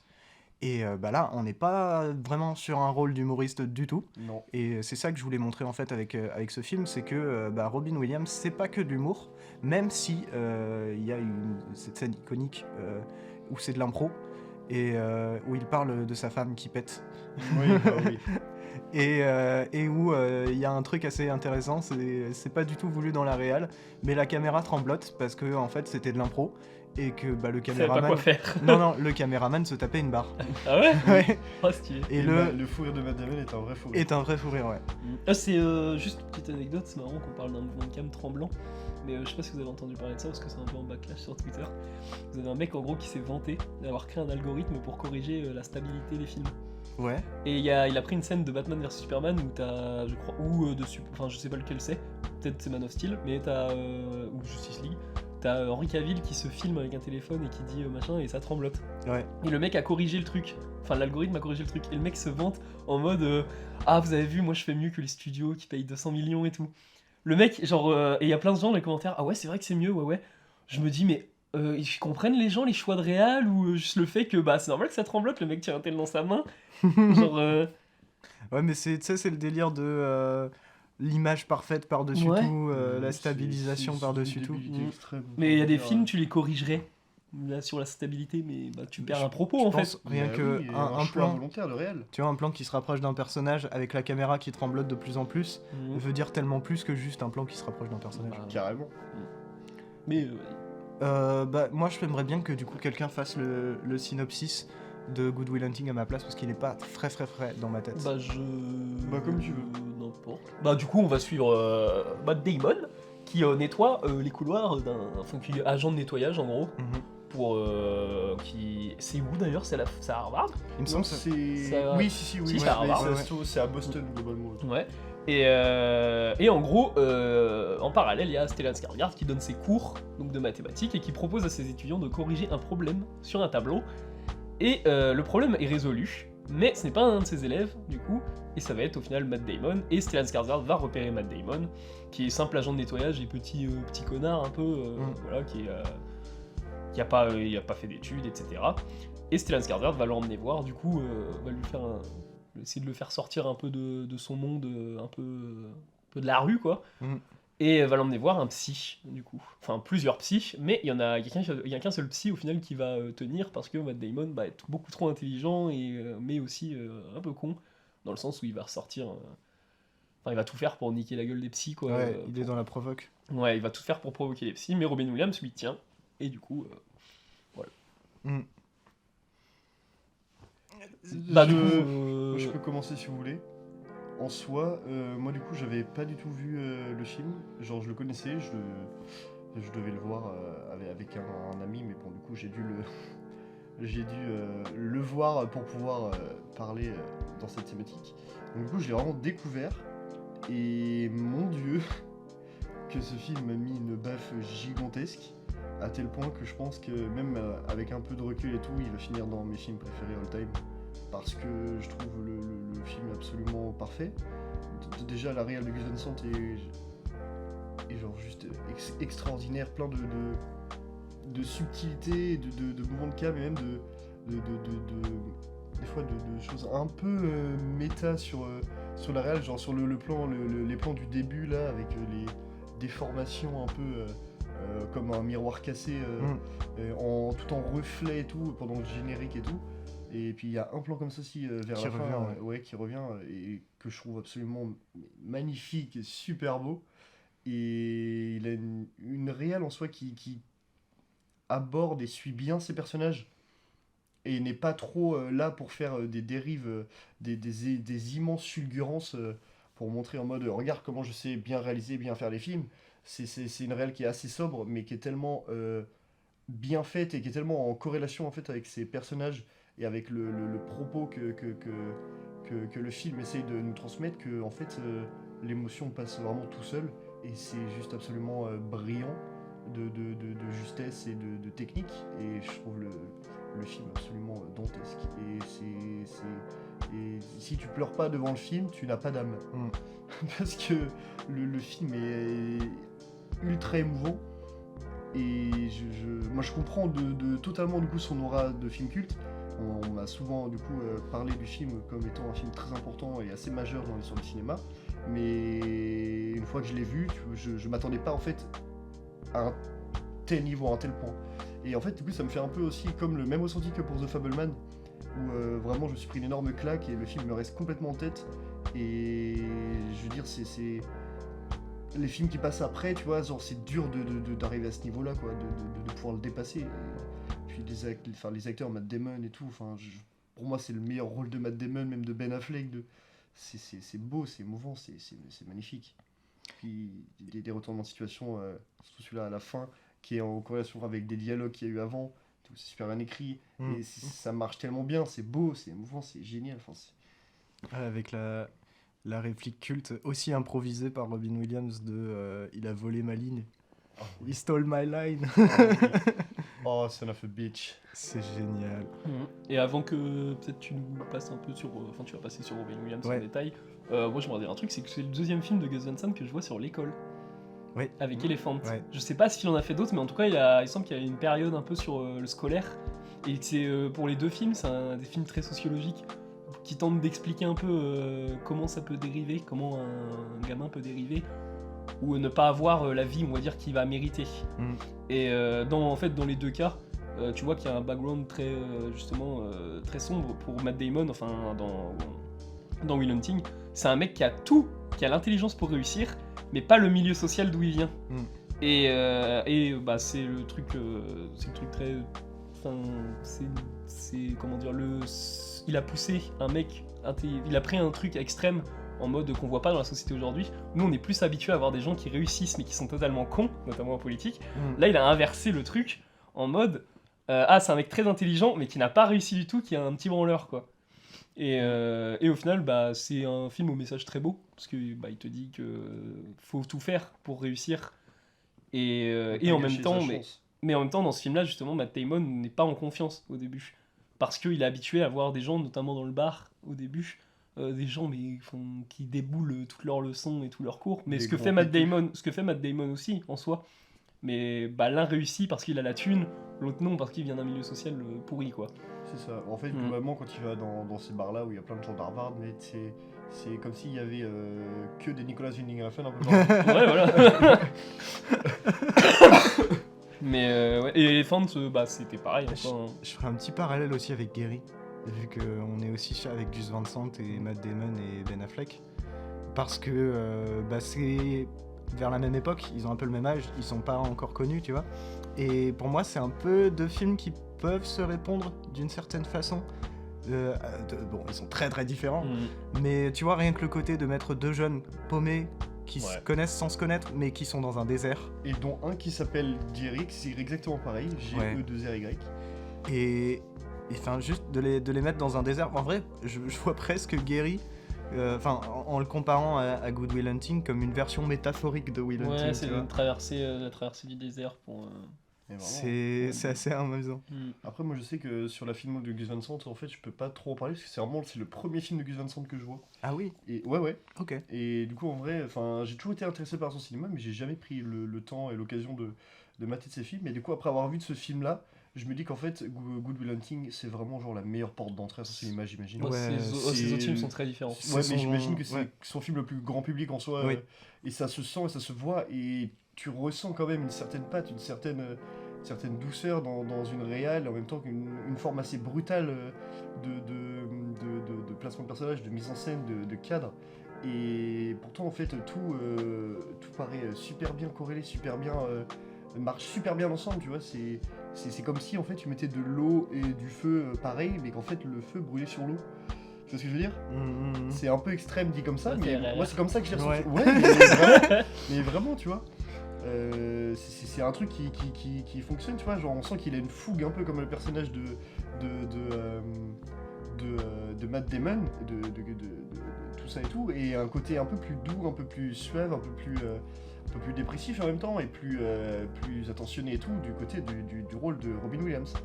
Et non, vraiment, les parallèles entre les personnages marchent super bien et créent genre c'est une relation qu'on a rarement vue, qu'on voit beaucoup trop peu malheureusement je trouve dans le cinéma et dans des scénarios. Et le scénario je le trouve absolument superbe juste par rapport à cette relation-là déjà. Bah, faut voir après, Elephant, c'est un des films les plus atypiques en termes de réal. Mm. Il n'y a pas énormément de réal. En soi, il y a le même outil de réal qui est utilisé, enfin les mêmes outils de mise en scène qui sont utilisés dans Elephant. Mais ça en dit beaucoup sur tout le propos du film, quoi. Et du coup, déjà, bah, je te prêterai mon coffret Gus Van Sant. Ah, avec Il y a avec Psychose grand dedans, plaisir. quoi. Non, il n'y a pas Psychose. Il y a 4 films, mais je ne me souviens plus lesquels exactement. Mais tu verras. Bah, avec plaisir. Et du coup, Robin Williams, il faut le préciser parce que, bah, comme je l'ai dit tout à l'heure, c'est un rôle dans lequel en fait on l'attend pas forcément. C'est un acteur qui est beaucoup plus vu dans son côté humoristique. Par exemple, un de ses rôles dans lequel il est le plus connu, c'est le génie de Aladdin. Qui, en fait, le génie de Aladdin de base, les Aladdin de Disney, hein, je précise. Et les Aladdin de Disney en animation. Sinon, c'est pas. Ouais.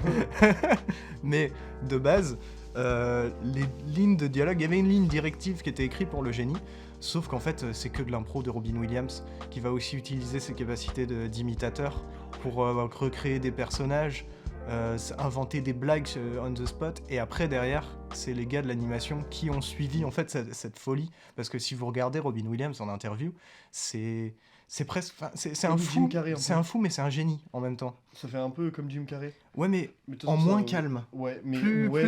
hyperactif, tu vois. Pourtant Jim Carrey il est quand même Ah pas mal, ouais, donc, mais je te l'assure. Sur scène ou dans la vie réelle? Ouais, Parce que dans la vie réelle, Jim Carrey il est hyper posé, C'est hyper- vrai. Ah Mais ouais après, Robin Williams c'est hyper dépressif. Ouais, il était hyper aussi. Bah, de dépressif toute dans façon, sa vie réelle. Et on va y venir, on va y venir. Oui, on va y Mais venir, on en parle au présent, faut le pas truc, passer le pauvre paix à son âme. le truc qui est incroyable, c'est j'avais vu cette interview où en gros l'interview dure genre allez 20-30 minutes. Et au bout de 15 minutes de la vidéo, l'intervieweur ne lui a posé aucune question. Parce que Robin Williams monopolise tellement la parole, il rebondit tellement, il va de gauche à droite, il part en impro, il part en imitation de personnages, il raconte une histoire, puis après, en partant de cette histoire-là, il va inventer des blagues. Et... Waouh. Faisons ça après, on en reparlera dans le film. C'est... Tout ça. Oui, bien sûr. En fait, ça marche complètement dans la Mais- conversation. Tout ça pour dire que Will Hunting, dans Will Hunting, c'est vraiment un rôle dans lequel on l'attendait pas, mais en même temps qui lui colle tellement bien, parce que justement, il y a cette part de Robin Williams qui est profondément triste. C'est vraiment le clown triste, en fait, c'est le mec qui a l'humour comme seule arme dans la vie, et qui n'arrive pas, peut-être, à s'exprimer d'autres façons, du moins c'est comme ça que je le conçois. Comme défense aussi, en soi. Ouais. C'est un outil très défensif, fait de l'humour parce qu'il préfère faire rire des gens que... bon, Carrément. Et puis ça lui met aussi ce petit bouclier de non mais on n'a pas besoin de le prendre au sérieux.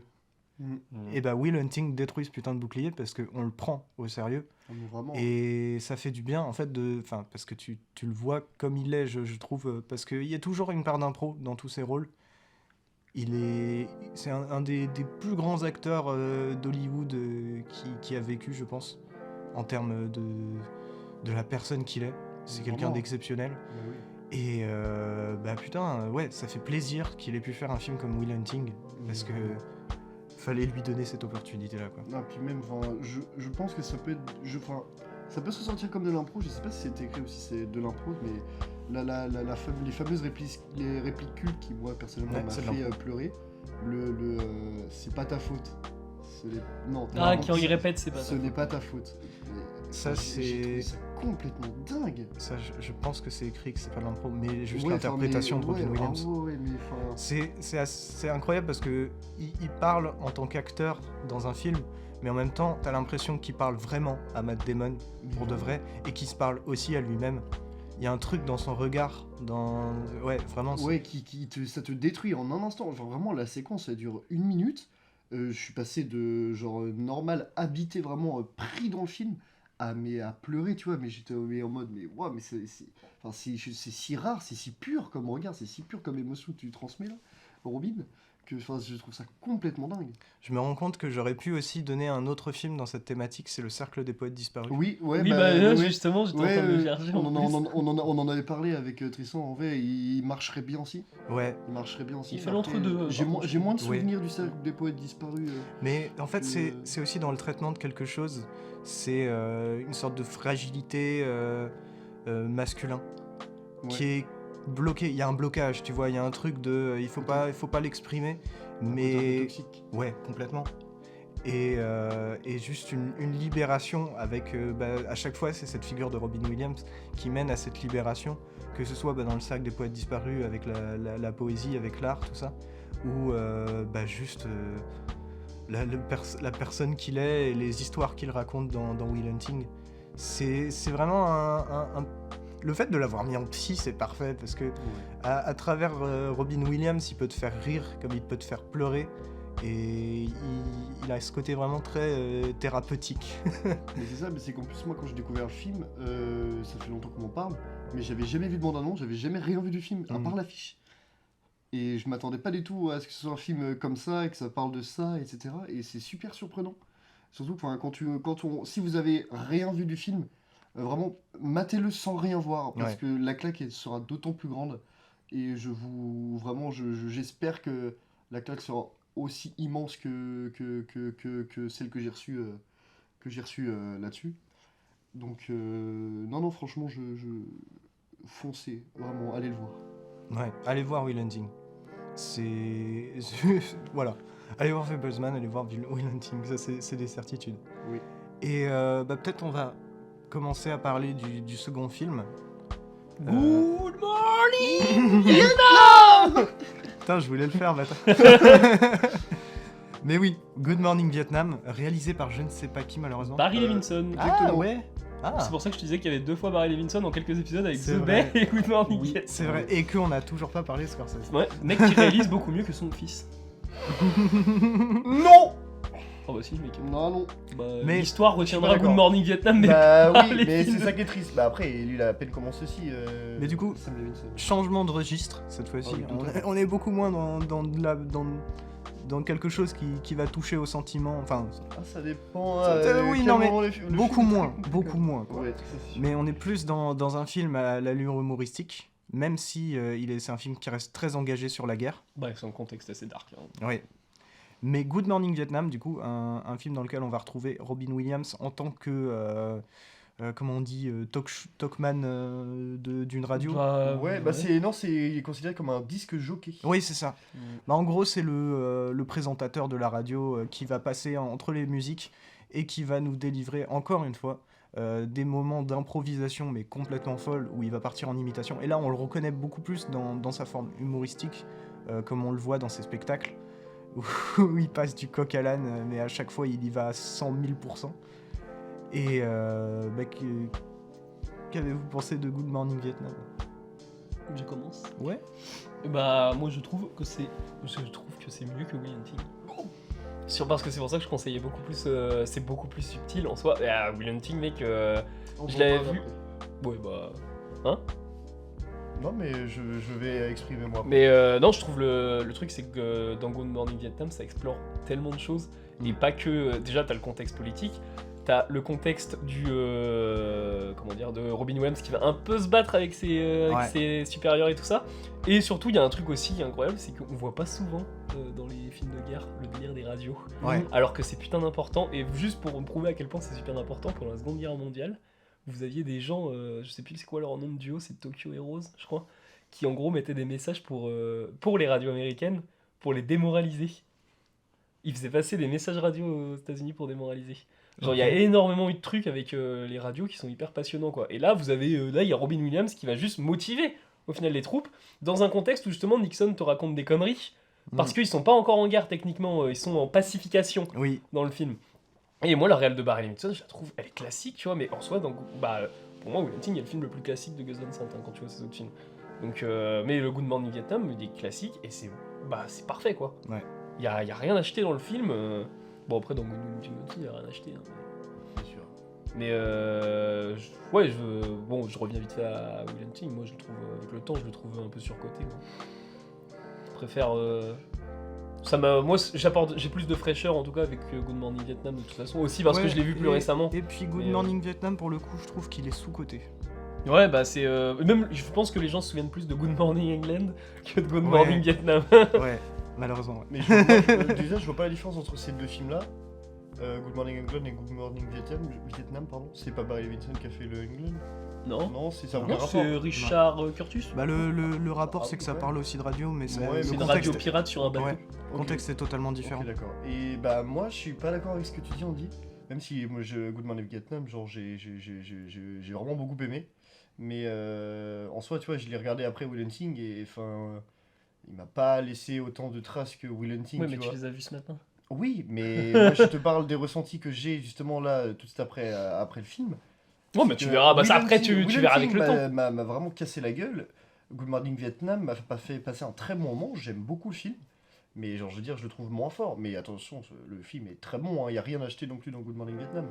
Et j'aime beaucoup le film. Mais je trouve Will Hunting beaucoup plus percutant qu'un Good Morning Vietnam. Mais je pense aussi que c'est pas forcément le but de Good Morning Vietnam d'être aussi percutant et émouvant que pouvait l'être Will Hunting.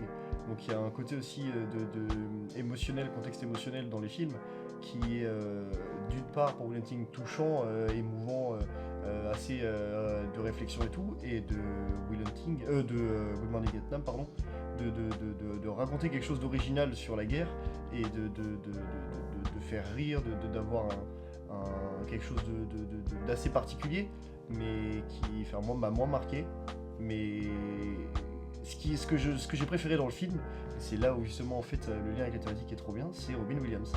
Parce que je trouve justement qu'en fait c'est quand on voit en fait tous les supérieurs qui viennent lui en foutre plein la gueule et lui qui essaie de entre guillemets les combattre juste par l'humour en fait, par ce à quoi en fait on désigne le personnage, son côté comique, c'est qu'en fait c'est limite il se bat contre ses supérieurs, c'est comme s'il se battait avec ses propres démons, de se dire en fait moi je marche par l'humour.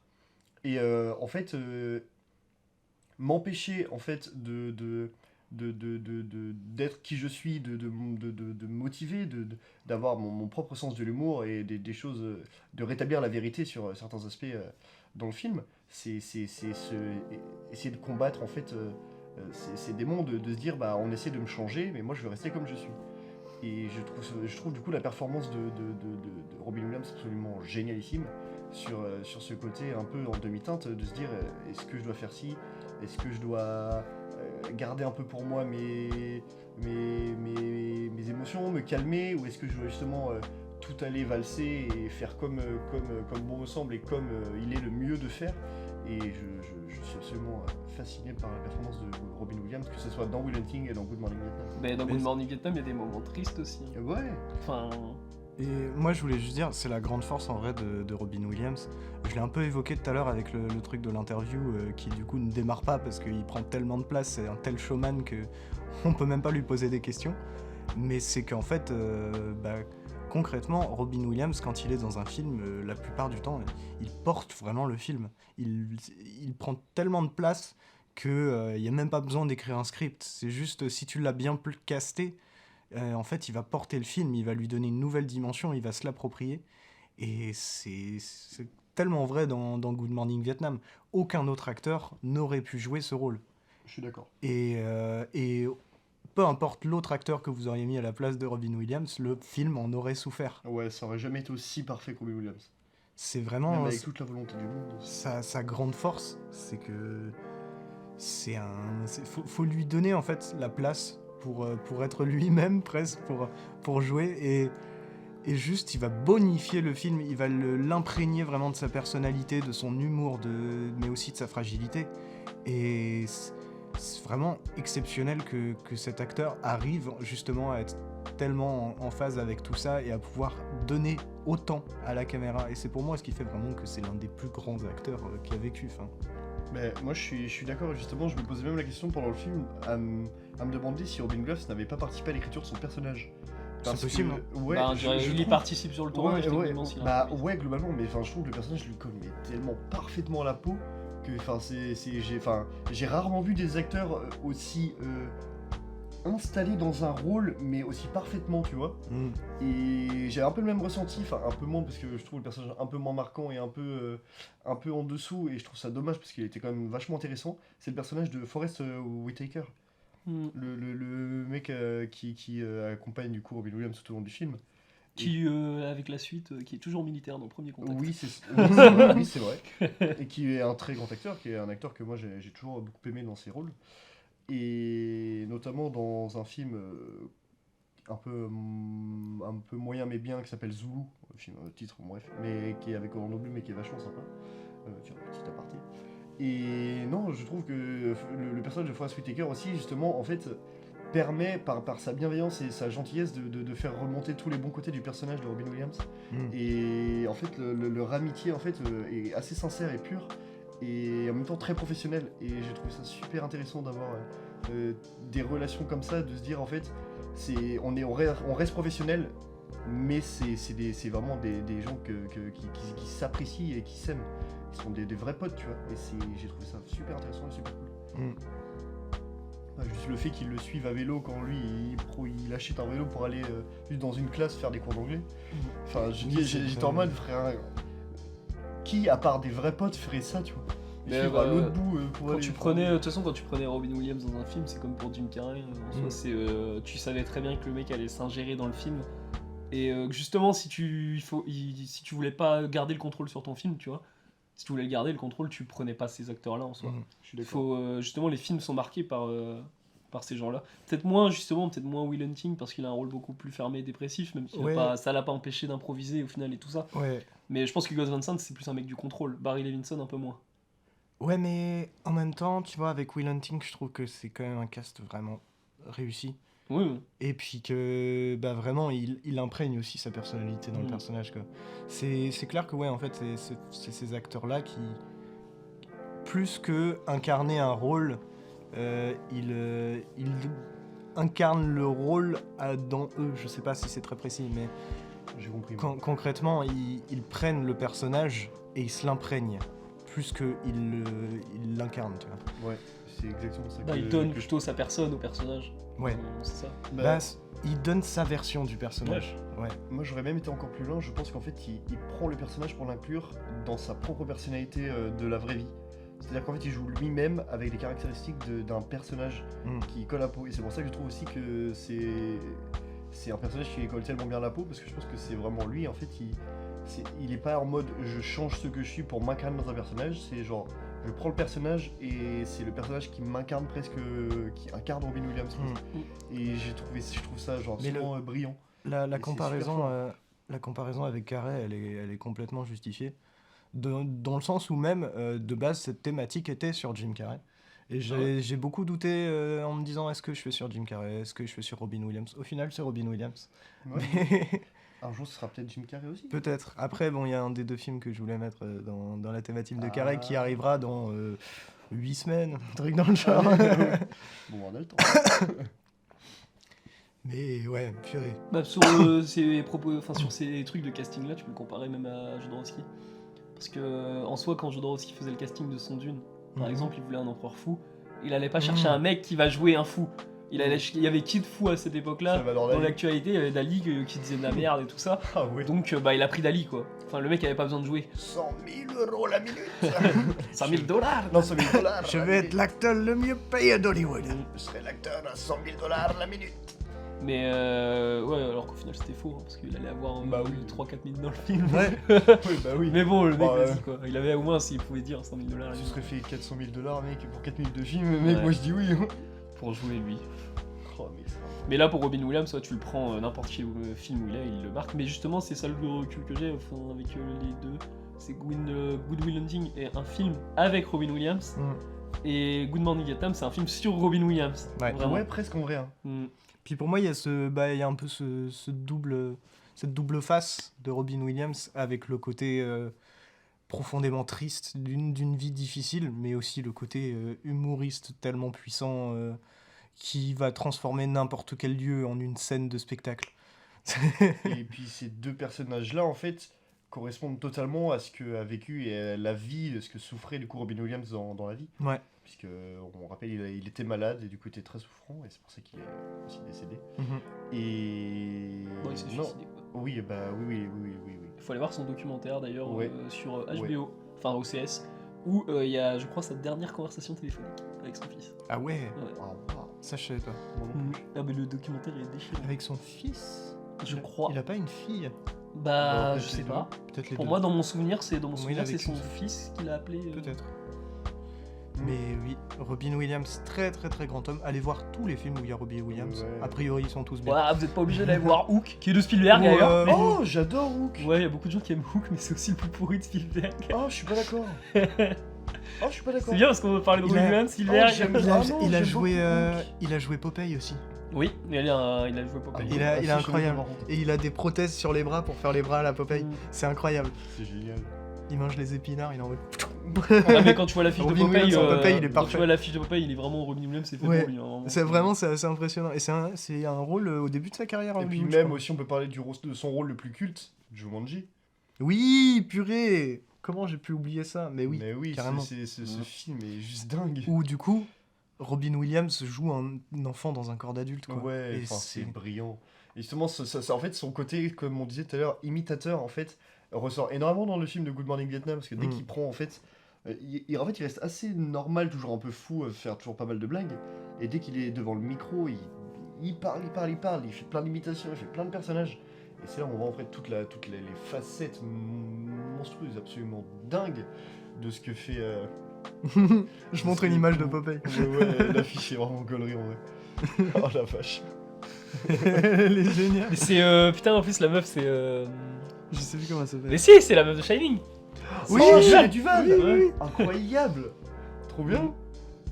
Oh, c'est trop Je bien. pense, hein. Il faut que je regarde. Ouais, Shelley bah Duvall. oui. Incroyable. Et on n'a pas parlé d'un truc, c'est qu'il y a un moment de stop dans le Good Morning Vietnam. C'est le moment où, du coup, le bar saute. Oui. Et où on se rend compte au final que la guerre, elle est là, c'est juste que Mm. bon. Et il y a tout le délire, notamment avec le gamin. qui Ouais. d'ailleurs le fait sortir du bar au moment avant que ça explose. Mm. Et bon, on s'en doute à ce moment-là qu'il y a un petit truc chelou, même si en vrai c'est bien amené. Bah, moi, tu vois, je l'ai Tu l'avais pas vu? je l'ai même pas ressenti. Ouais, tu l'as comme ça. ressenti quand ils t'ont dit la réplique, genre quand le général dit vous trouvez pas ça bizarre qu'il vous ait fait sortir? Ouais, bah ouais. Et là, je me dis, là, en fait, tout s'éclaircit, t'es en mode.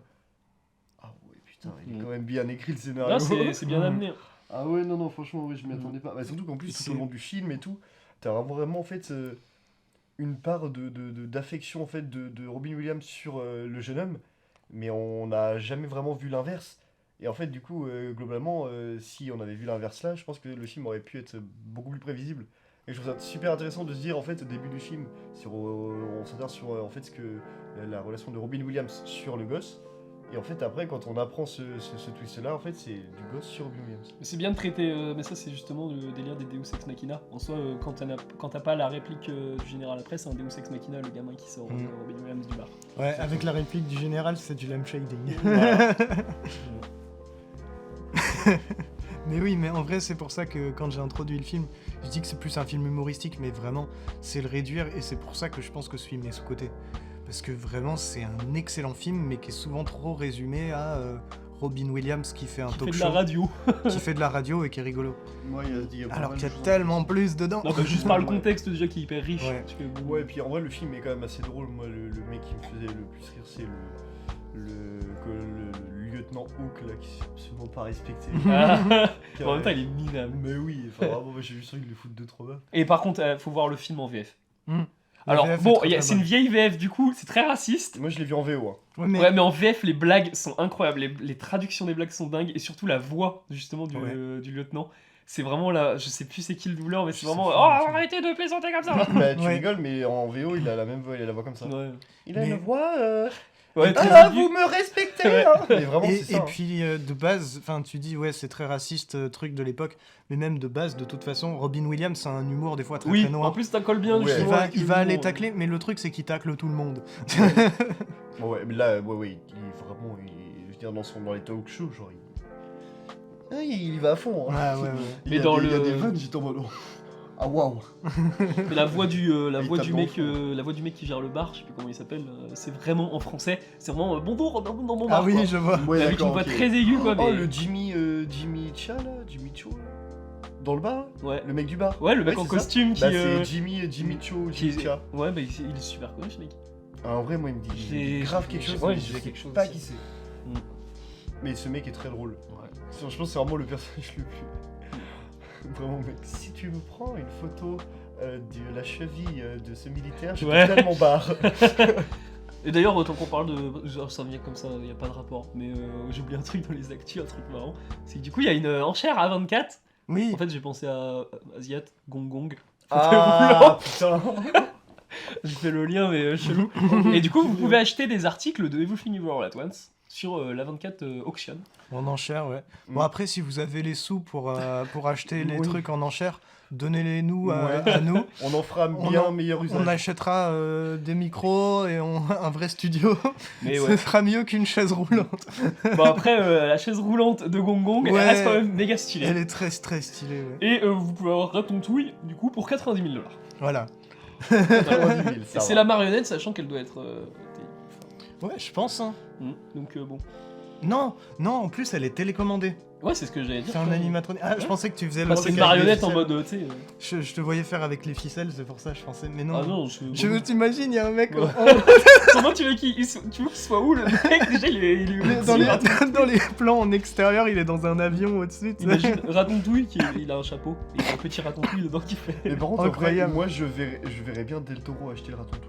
Ah, c'est possible. Je pense que c'est un truc qui irait bien même dans son univers, dans ses trucs. Ah, mais moi, Là, si chez j'avais la lui, thune, Tu vois la créature comme ça, et à côté tu vois Ratatouille sur la tête, tu mets que des trucs comme ça. Ouais, si j'avais la thune, le truc que je prendrais, c'est les lunettes de l'Alphaverse. Ouais. Je pense. Oh, wow, Vraiment. ouais. Moi, Ou je- les trucs, les connecteurs.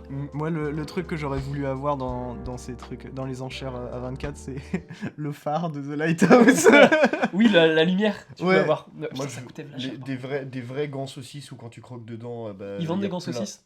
Avec plein de sauces. Bah non, bah je sais pas, c'est les gants du film. Donc, Moi, en je- soi, bah, Ouais. Moi j'aimerais bien avoir plein de sauces. Mais c'est pas comme les gants Mais- qu'ils vendent sur la 24 shop, genre là c'est vraiment les gants ils prennent tout le bras et en Ouais. fait ça a la couleur de la peau et tout quoi. Ah ouais, c'est Incroyable. Mm. Mais du coup, voilà, je Mais, sais pas si on... Je finis sur la 24 auction. Bah ouais, carrément. Je pense qu'on en a fait le tour, du coup, pour cette thématique Williams. Goodbye, Vietnam. Goodbye, cinéma. Mais du coup, merci beaucoup d'avoir écouté cet épisode de La Pause Cinéma. On se retrouve la semaine prochaine pour une thématique présentée par toi, Andy, qui n'est autre que... Jeux vidéo. Et certains ont un contrôle partiel de jeux vidéo, donc ça colle bien. Ouais, en plus, bah nous. Oui.